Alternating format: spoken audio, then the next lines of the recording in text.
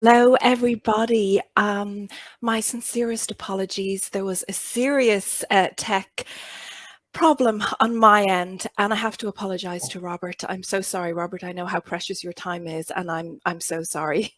And apologies to everybody as well. I hope people are still staying with us.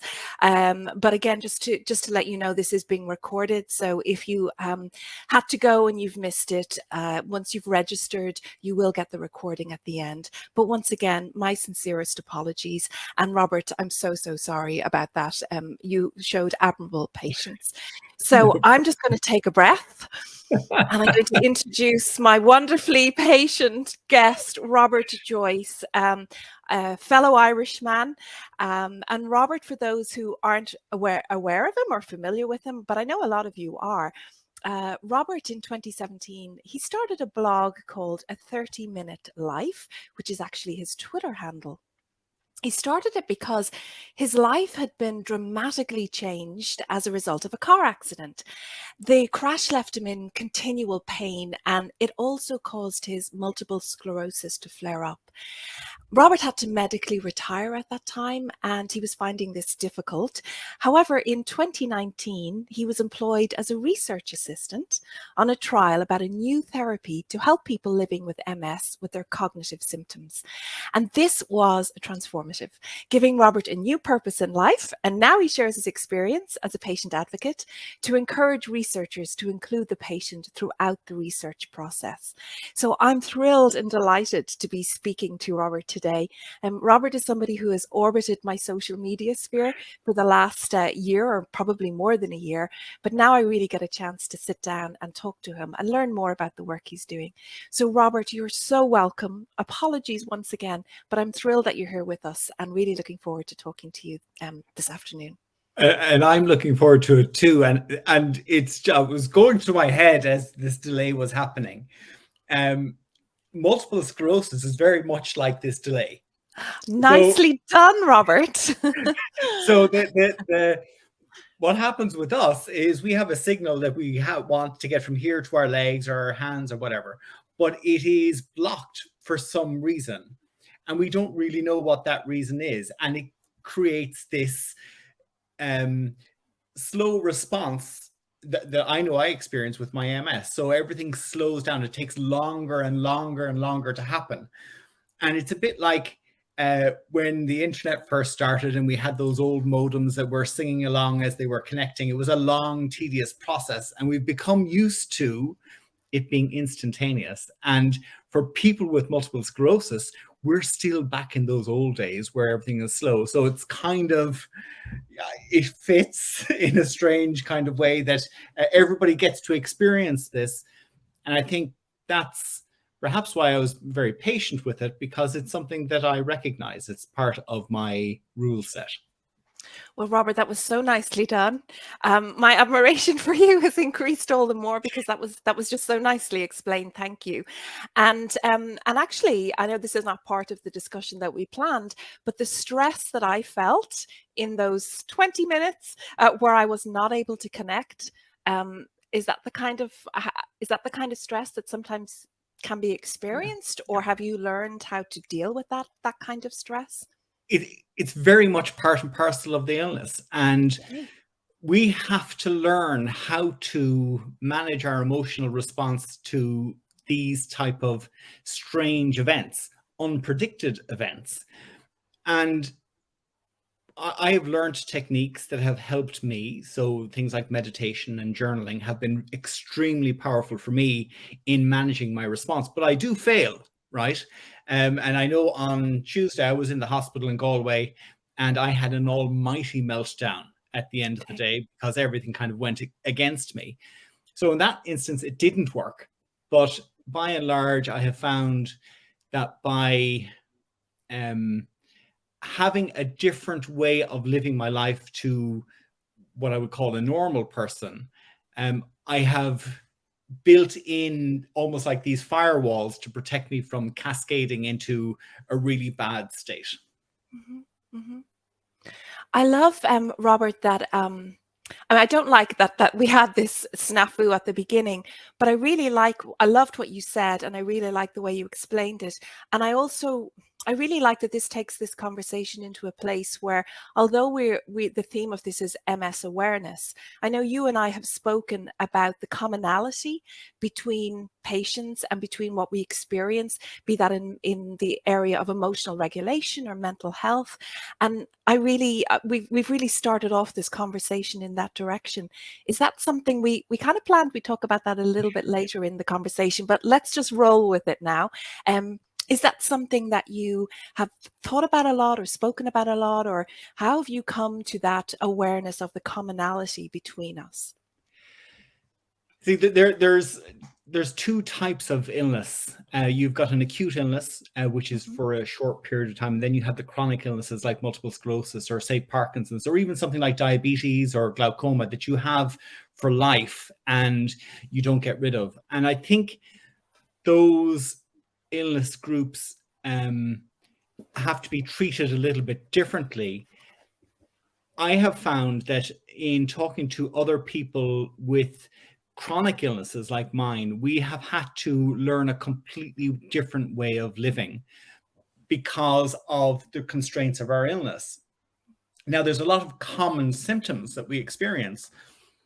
So fatigue or pain or over medication, headaches, migraines, these are all symptoms that can occur in these chronic illnesses. And I think we can learn from each other, but on how we manage our illness and how we manage our emotional response to something that is inherently negative in our lives. And it is how to turn that around so it isn't always on the negative side that we're looking. And if we can liaise with other illnesses and understand how they have managed to cope, maybe we're doing it wrong in my illness, and maybe there's a better way of doing it. And that's where I love the connections between different illnesses that we can learn from each other, because ultimately we all want to have a better quality of life, and how to do that maybe isn't in our own gift or in our own knowledge. And by sharing of knowledge and sharing of experience, which we do with blogs and podcasts and social media, I think that helps other people learn from the mistakes that we've made. And I know that's benefited me, and I hope my experience has benefited others.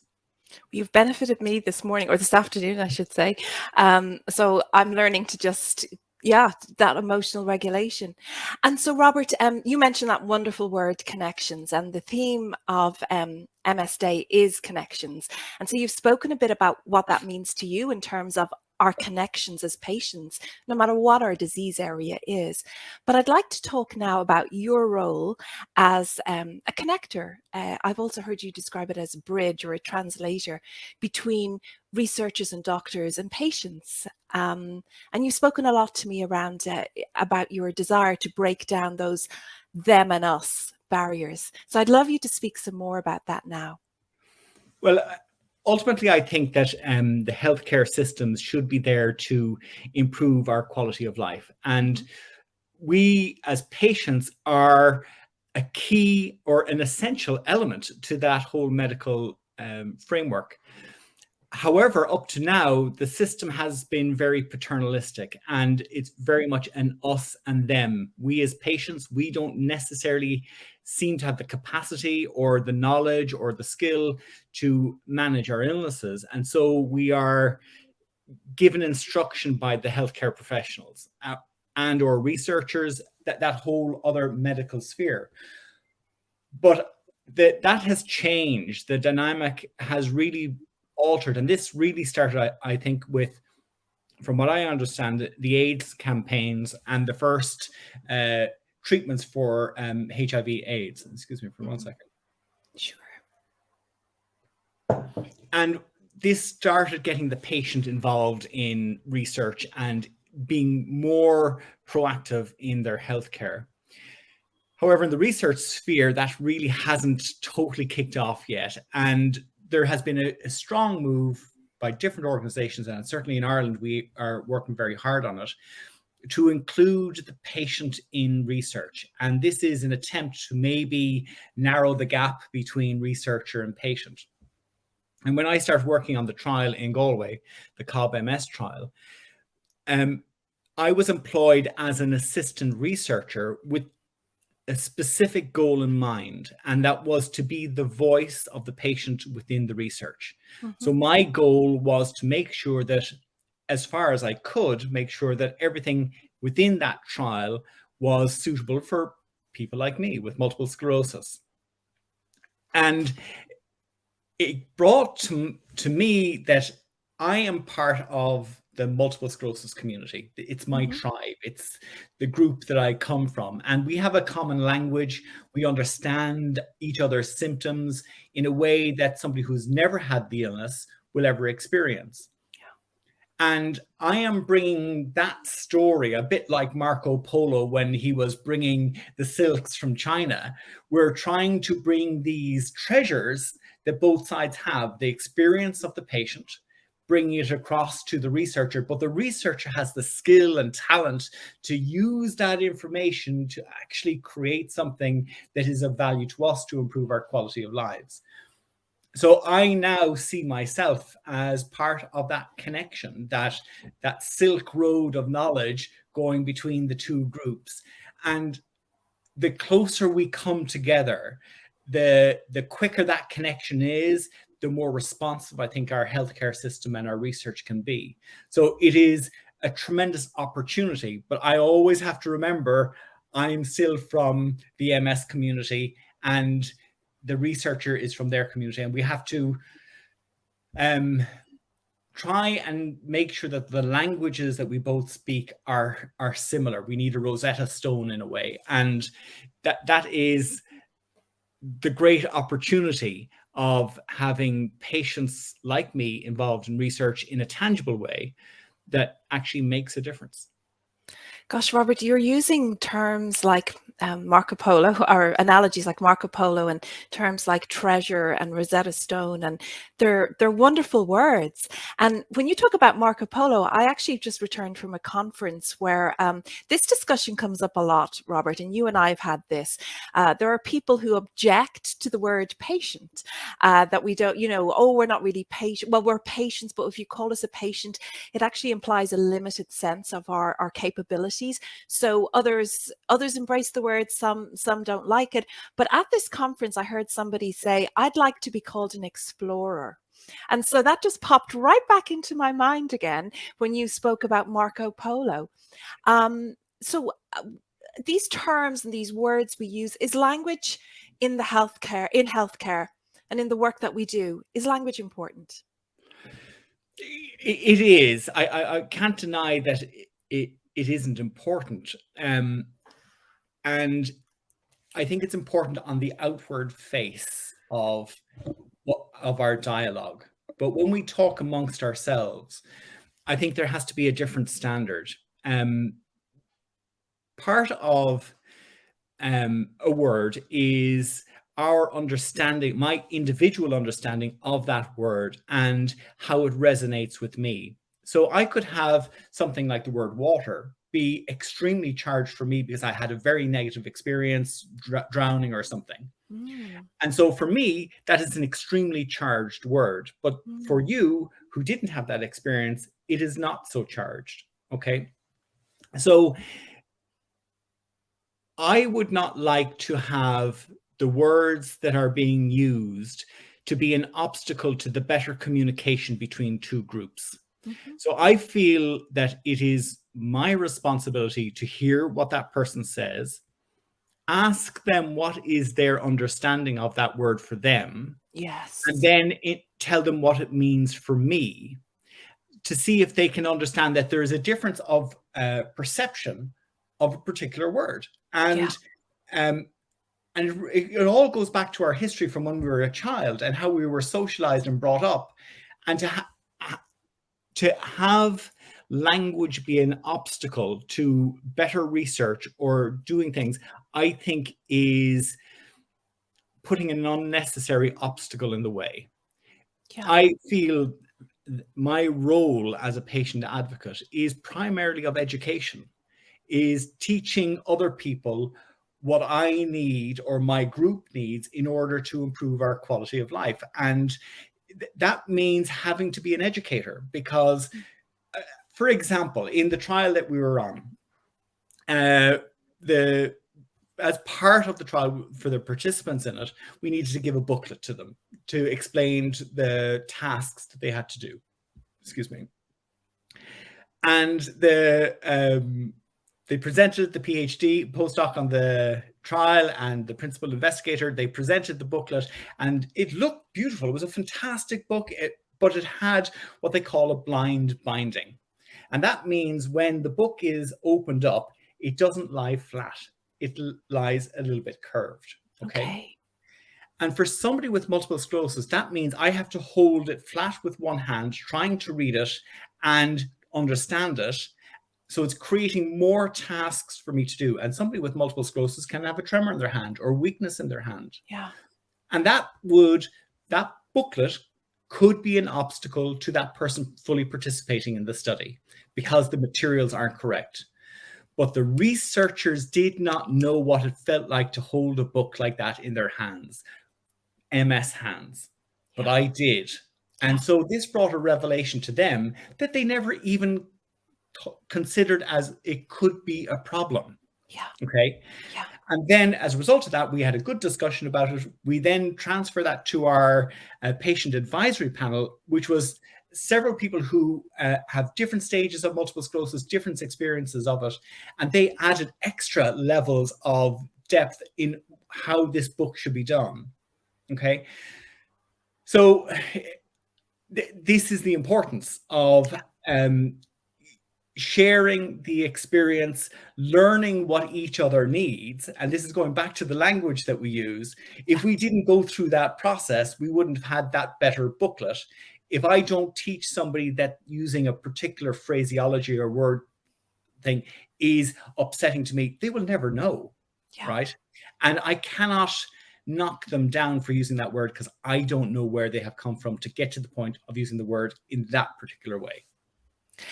Yeah, and it's that old classic, we don't know what we don't know. And we don't know, it sounds so simple when I say it, Robert, or when we speak, it sounds so simple to say, how do we know what matters to patients? Or how do we know these things unless we talk to patients and unless we ask them?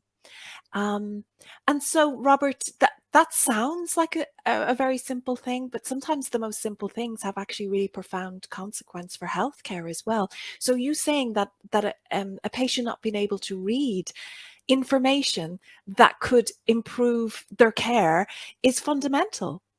And what other ways can patients contribute to that to the benefit of healthcare, to that ecosystem? Or I guess maybe what I want to do is just move into that question around how do we, you're working with a group of researchers, but I know you're also doing other work, but how do we all come together? How do we create this ecosystem so that we can all work together collaboratively to create better outcomes for patients? This is where I think there is a gap in the market, basically. I would love to see, it's a bit like, I live in Clifton, which is in the west of Ireland, and every week we have a mart that is on, where they come from, farmers from all over the area come with their cattle or sheep or ponies, whatever the market is for that day. And they're selling their wares on one side, but outside of that, they're talking, right? So you have the vets there, you have the people who are buying the animals, you have the people who are selling them, you have people from the other side of the country, and they're all talking about what they have learned and experienced. And we don't have that market in the patient sphere yet. We're trying to get there, and you have wonderful things like PPI Ignite who are doing their work. You've got the Health Research Board who is promoting the use of patients. You have the likes of IPOSI, which are teaching patients how to be better advocates. You've got UPATI who are doing the same thing on a European basis or even an international basis. But there is still not that marketplace where researchers and patients can actually talk together and find out what both sides need. Researchers need a certain thing to give them their buzz, I suppose. But as patients, There are things that we need to improve our quality of life, and we need to get that matching together. And it's like we've got these two different camps again, where one doesn't talk to the other. We don't mingle with each other. We don't have that demilitarized zone between us where we can actually talk and not, come to any trouble. Right? But I think there is a huge opportunity for researchers to actually meet patients on our turf for a while. They could go to the WhatsApp groups or the Twitter feeds or the chats that are out there and come in amongst us, learn our language, ask us what we need, and help. As patients, we have a very vested interest in making research a success, but we have a vested interest in making it relevant. And this is where the correct formulation of the research question at the very, very beginning of the process is critical. And that's where we need to have this marketplace of researchers and patients working together to come up with relevant questions that we need to have answered. I love what you're saying, Robert, because I think sometimes we think at a certain high level, and I mean, we do need that. Sometimes we do need that high level thinking. So we absolutely do need patients to be in there, helping to define what those research questions are, what outcomes really matter to patients. But also, you're talking about another level, which is sometimes let's start here. Like, let's start just almost having a coffee. Let's start with a chat. Let's start let's start breaking down those barriers. Let's start making those connections, I think is what we're saying, isn't it? Yeah. Let's start making those human connections. Because that, and when I heard you speaking earlier as well, like words kept popping into my mind, and another word was just that respect and just that human aspect, which is, well, what words work for you? Or it's just having that conversation. And I was working with another company who are putting together a call center for patients who are involved in clinical trials. And one of the things that I insisted that the call center would ask the patients when they called in was to immediately almost ask them, what can I do to make this call easier for you? Right? Wow. And this can make a huge difference to the patient, the person who's calling, because they can say, I need you to speak a little bit slower, or I'm going through a bad day today, so just be a little bit more patient with me, but I need to get the answer to this question, or whatever the thing is, okay? And this is creating the dialogue. This is creating the empathy. This is showing that both sides want to come to a common solution that is good for everybody. And this is what I think needs to happen. I've lost my complete train of thought. No, well, I'm with you on the train. So I'm with you on the train, and we're going back to that same thing again, Robert. In healthcare, we have a lot of complex problems to solve, and we're not always able to solve them instantly. We're never able to solve them instantly, but sometimes always the best place to start is with that humanity, with those simple questions, with that dialogue. If we were to do a word cloud of our conversation just now, those words come up as connection, commonality, dialogue, respect, conversation, and it's very, very powerful. But I think that sometimes that's missing. That powerfulness is missing. I'm going to go back to my list of questions, which I haven't stuck to. So please, because this is a conversation. So please, Robert, go ahead. You were going to say something there. There's one line of poetry that I absolutely love, and I say it countless times to countless people, and I think it's really. Yeats wrote a poem called Circus, Animal, Desertion, and in that poem he was lamenting or feeling sad about the fact that he had lost his ability to write poetry, and he felt this loss, and he was wondering how he could come back to what he used to do and write poetry with the same style or whatever that he had. And in the final lines of the poem, he concluded that he must go to where all ladders start, to the foul rag and bone shop of the heart. And I think this symbolizes the rawness, the roughness, the emotion that people have associated with living a life. And sometimes people want to make it more palatable or easier to manage. But I think if you go down to that raw state, you can actually get real jewels, real gold. And to sanitize it in many ways is a mistake by crunching it into a series of one words that kind of symbolize everything. It gets rid of that rawness. And we have to remember that illness is highly emotive. It goes to the very core of who we are. And it has an impact on everything that we do, from the relationships that we have, from the work that we do, from the way we have to live our life from day to day. It is pervasive and we can't escape from it. And it's extremely raw, and it can be very tough for us. And to sanitize it is in many ways doing a disservice to the illness and a disservice to the patient, because if you don't understand that, you can never really treat the patient. And I know myself, I've experienced this umpteen times. The most recent was on Tuesday when I was in the hospitals, where I had healthcare professionals who really did not care about me. So I had a situation there where I needed to get somewhere. I needed the use of a wheelchair. And somebody was walking in front of me saying, with a wheelchair in their hands, not letting me sit in it, bringing me to a place where another wheelchair would collect me, right?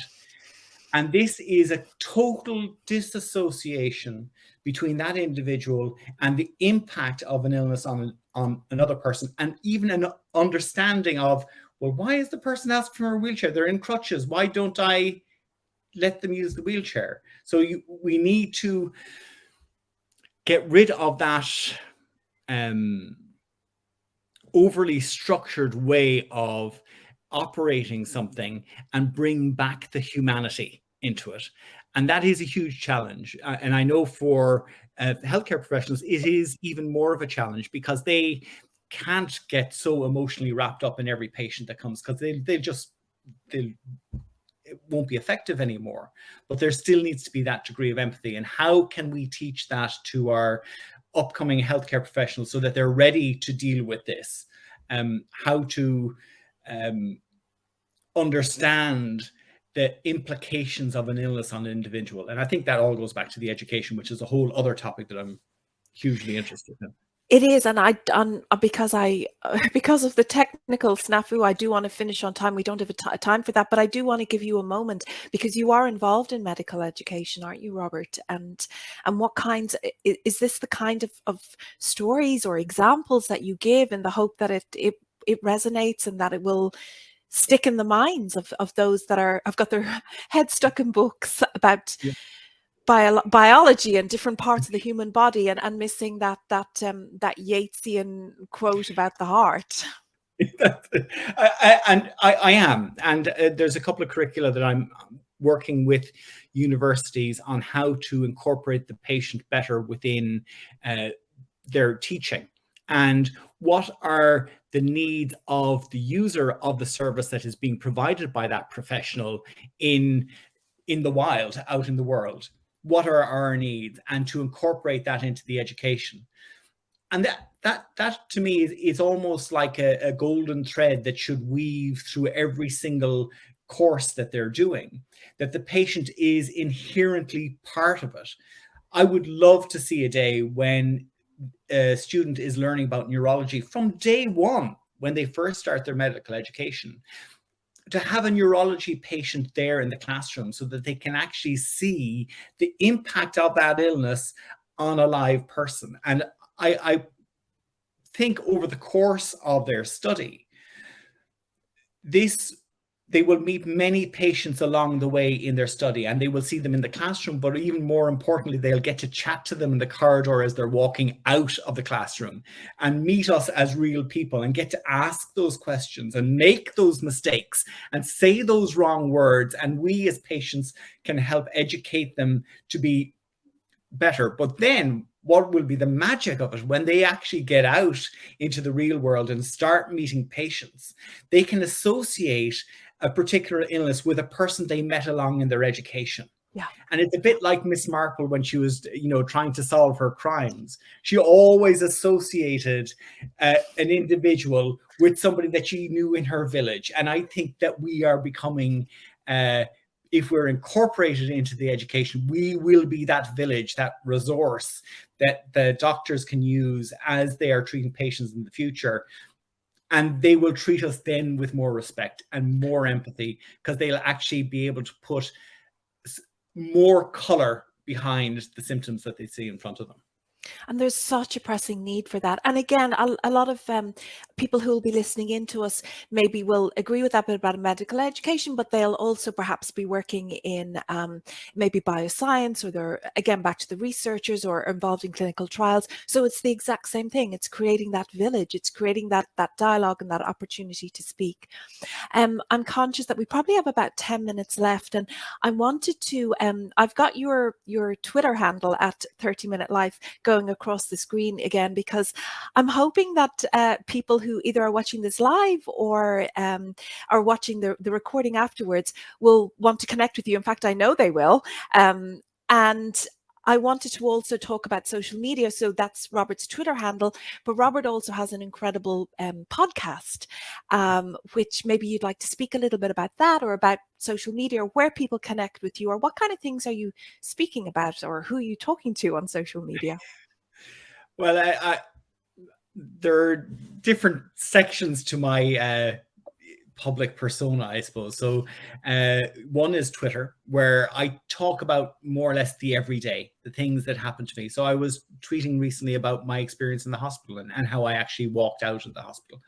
And I find it very good to share that, both for myself, because it's kind of an offload of, annoyance, but also it shows to other patients that there are other people out there who are experiencing similar issues, but they also can be a catalyst for change. Yeah. Where we can use this to create a groundswell of support for particular changes. So I think Twitter is fantastic at that. I use LinkedIn because of its connections with the healthcare industry, and not only healthcare, but things like our public representatives, the politicians. I can connect with them through LinkedIn.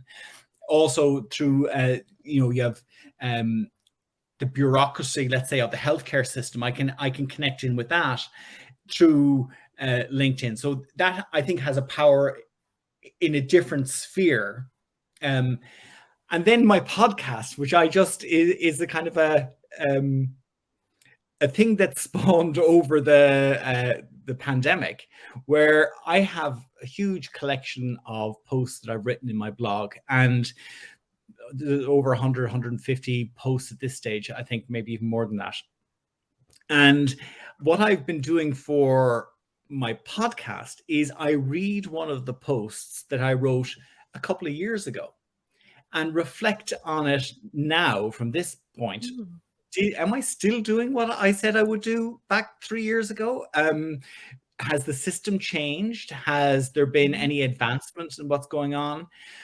And I find that really a great way of seeing the things that I find work for me and that continue to be a thread through everything that I'm doing. And there are things that I've tried, like different diets that I tried and they worked for a bit, but then they didn't, and I couldn't continue with them.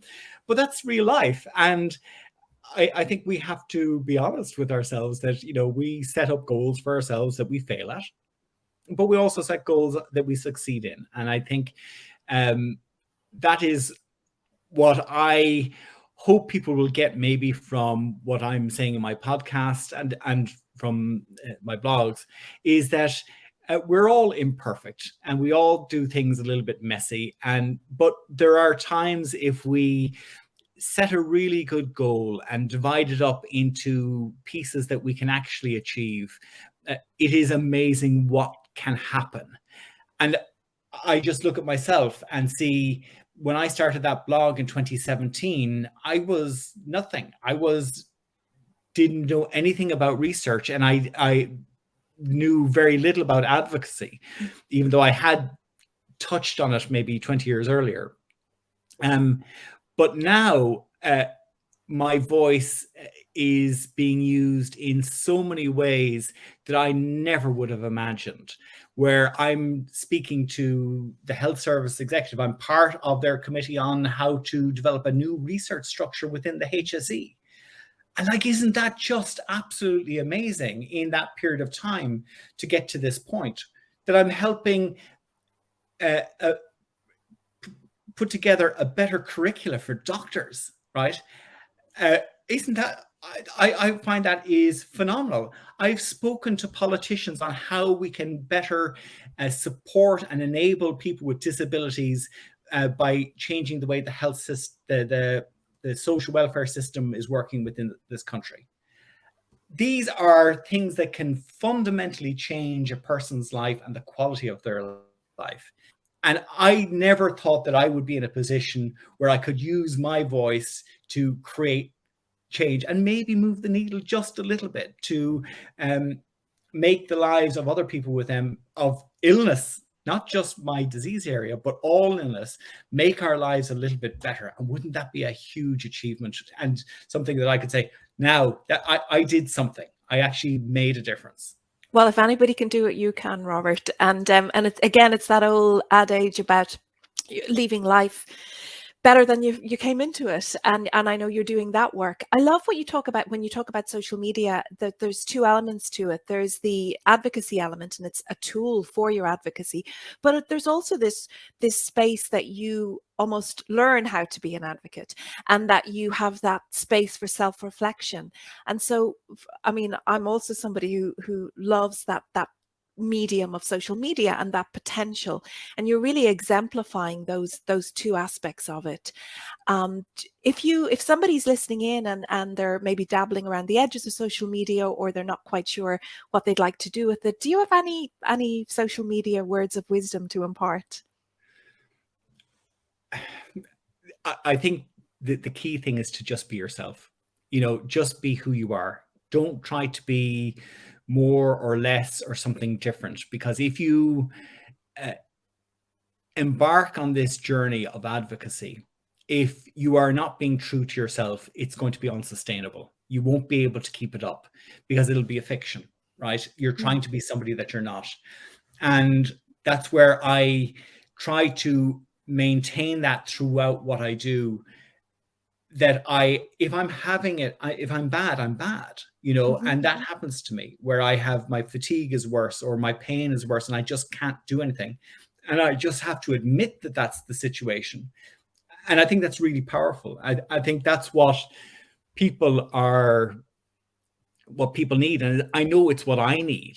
I need people to be truthful and to be honest about it. And I have had those dark days. I have been in my bed in tears, wondering what is the point of it all, because I have lost so much. And being in that dark place and then figuring a way how to clamber out of it and get back to literally bootstrap yourself, bringing you back into the world. How do you do that? And is it in one big leap, like Superman, or is it in just small little incremental steps, and which is better for you? And I think it's that latter, where you make small changes that are continuous and improving on each other. And it's that continual success, even in small steps, is extremely powerful for people. And if using social media and podcasts and all these communication channels, which were not there 30 years ago when I was diagnosed, okay, we can really make change, and people can understand that they're not alone in this, that other people have experienced this, and we've all found our own ways of getting out of it. And maybe my method will resonate with some people and they'll say, oh God, Robert, that's what I need to do. And even I wrote an article there recently for RTE for their Brainstorm website. And I actually had people afterwards contacting me and saying, Robert, that's what I need to do. This would give me a purpose back in my life. What steps do I need to take? And I just thought, isn't this amazing that I can, by writing some words on a page, that the light bulb can go off in somebody's head and say, now, that's what I can do. I can use my illness, this negative that's in my life, for something positive to make change. I won't have time to read all the comments, but I think you said something about what you say resonating, and it's definitely resonating in the comments. And I just wanted to say that Dan Digman has said, this has been incredibly informative and we appreciate Robert's perspectives. We sure do. Thank you, Dan. I wanted to say one of the things that you were speaking about the small steps, Oriana agrees, because earlier she had actually said, if we divide goals in little steps that we can, then I think we can achieve an amazing, if we divide goals in little steps that we can achieve, an amazing walk can happen. So thank you, Oriana. I love that. Or had you said that? Maybe you had said that. We generally just focus on the result and not the in-between, Oriana had said. Sorry, I'm not sure whether Oriana was saying that, or I think, Robert, you were saying it. She was quoting it back to you. But it's yeah, it's really lovely. It's really lovely what people are saying, and it's really resonating. And I want to thank you so much, Robert. I did want to leave the conversation with a key takeaway. And one of the things that you spoke about, the Brainstorm article, and maybe you'd leave us with a key takeaway point, or I don't know if you can top the Yeats quote, but that's what you get when you invite an Irish man from the west of Ireland to come on a conversation with you. You'll get a little bit of poetry thrown in there as well, which I love. But Robert, if there was one thing that you wanted to leave people with, one closing thought, we'd love to hear it. I've been extremely fortunate in my experience of advocacy, and there was one quote that they did pull out in the Brainstorm article that I really like, and I'm just going to put it up here on my, because I don't remember it, which is my I'm going to blame it on my MS, which cognitive issues is definitely one of the things that we have. But in it, I wrote, I could not have foreseen how sharing the impact of a negative in my life with strangers could be a positive experience for me. And I never even thought that could be a reality. I just thought I was going to share it, and maybe, I don't know what would happen. But when I hear back from people that listen to the podcast and they say, God, Robert, this is me, this is what it's like. And they listen to, 10, 15 episodes in a row, like this happens. And it has moved for me, my whole perception of my illness. I still have MS. I still have the problems, and that's not going to go. But when I wake up in the morning, that's not the first thing that I think about. I think about, what kind of good can I do today? And this morning I woke up and my head was pounding, and that this is because of my experience on Tuesday. I'm still recovering from that. But in my head, I was thinking, I'm going to talk to Marie today, and I'm going to share my experience of my illness. And I'm going to tell you about the connections that I've made around the world that have improved my life. And isn't that just a powerful thing to wake up to? It is so much better with that realization when you open your eyes that I'm going to do something for good, rather than thinking about, God, I can't walk anymore, or my limbs are sore, or I'm in pain, or my fatigue is crushing that I can only do 6 or 7 hours of stuff a week. That's a negative. Whereas my life now is kind of revolving around that positive frame of the positive things that I can do. Well, Robert, you turned my day around because you were so gracious and kind with the technical difficulty, and you helped shift my perspective. And I know that you are impacting lives that you don't even know about, Robert, because not everybody contacts a person or says you've made a difference. But I know that you're making a huge difference, and I'm personally in awe of you and of the work that you're doing. And I'm so glad that you're in our world. And I'm so grateful to you for taking the time to speak. I could speak to you all day, but I'm conscious of everybody's time and respectful of your time as well. But Robert, it's been an extremely enriching experience for me personally. I know that people will get so much from this broadcast. Just wanted you, I was going to say to give a plug for your podcast, but you've spoken about your podcast, and it's so wonderful hearing you. Words on a page are great, but there's something about hearing a person's voice as well. So could you just let people know where they can find your podcast if they want to listen to more of your wisdom and insights? The podcast is available on all the main directories, so Apple Podcasts, Google, on Amazon, and believe it or not, the local radio station Connemara FM also Wonderful. broadcasts it every week, a couple of times a week. So Wonderful. So you're a local star. well, I suppose you could say that, but what I really like is that I don't just have it to the computer world, right? Yeah. There is still a world where people like to listen to the radio on a Yes. daily basis, and that is serving a different community. And I think that's what we, as people who are advocating, we need to do a little bit more of that, reach out to those areas that are seldom touched, and maybe bring them into maybe a different way of looking at the world, and seeing that that they're not excluded, that we want to include them in the conversation. And I know I benefit from the knowledge that those people have, and that makes research better. It makes me a better advocate. And it's amazing what the spoken word can do. But it's making those connections again. So we started speaking about connections and we finished with connections again. Thank you so much, Robert. We're so grateful to you for your time. This was a wonderful conversation. I'm really looking forward to going back and listening to it again. So we will have the video up on our YouTube channel. If you have registered for this webinar or this conversation LinkedIn Live, you'll receive an email with a link to that. You'll also receive an email with a link to our blog where we'll do a summary of this talk. So it's my lovely task to gather all these thoughts together into a blog, and I'm really looking forward to doing that. I just wanted to say, for those who are not familiar with Merikoi, I think probably most people are that are on this page, but if you want to learn more about the work that Merikoi do, please visit our website at merikoi.com, or if you're not already following us here on LinkedIn, or if you're watching on Twitter, please follow us, because we're planning on having conversations like this with our wonderful patient experts. And actually, Robert is one of Merikoi's valued and treasured patient experts. And you can see how lucky we are to have him in our village, as Robert would say.